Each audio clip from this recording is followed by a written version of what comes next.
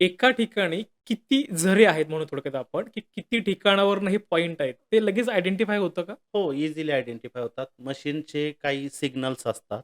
हां, जसे 45 डिग्री मशीनने मूव्हमेंट दिलं, डायरेक्शन दिलं, हां. तर त्याचा काय अर्थ आहे?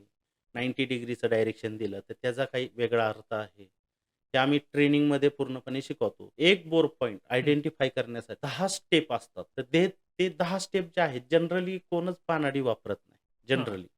आणि जे इतर मशीन्स जे वापरतात, मिजू डिटेक्टर सोडून, हं. त्यांना सुद्धा त्यांच्या ट्रेनरनी ह्या पद्धतीने खोलवर सखोल ट्रेनिंग दिलेलं नसतं. ओके. जे की ट्रेनिंग आमच्या ट्रेनिंग सेंटरमध्ये मिळतं. आमच्या ट्रेनिंग सेंटरमध्ये हा जो पाण्याचा प्रवास आहे, अगदी हां. ढगातून पावसाचं पाणी पडत्यापासूनचा हं.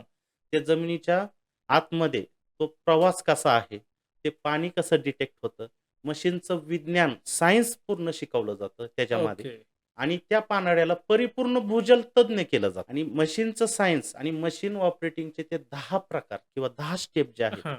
ह्या शिकवल्या. म्हणजे जो पानाडी आहे, जो भूजल तज्ञ बनणार आहे आमची हां. मशीन वापरून, हं. मिजू डिटेक्टर 100% सुद्धा गॅरंटी देऊ शकेल, एवढा मी तुम्हाला कॉन्फिडन्स देतो. कारण मशीनमध्ये काही ठिकाणी सिग्नल्स हे हं. 100% चे सुद्धा मिळतात.